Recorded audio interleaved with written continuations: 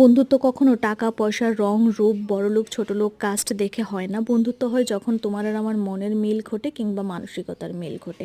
আজকে বিয়ের পর প্রথমবার আমার বন্ধু সহেলির সাথে আমার দেখা।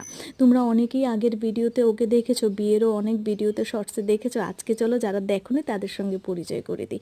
আমার আর সহেলির বন্ধুত্ব হলো আমাদের ইঞ্জিনিয়ারিং লাইফ থেকে, মানে কলেজ লাইফ থেকে।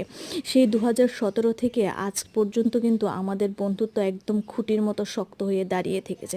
সত্যি বলতে আমার বিয়েতে ও এতটা পরিশ্রম করেছে, আমার আশীর্বাদের আগে থেকে শুরু করে একদম রিসেপশন পর্যন্ত আমার তথাকথিত রিলেটিভসরাও এতটা করেনি, কিংবা তথাকথিত কাছের মানুষরাও এতটা করেনি ও আমার জন্য যতটা করেছে।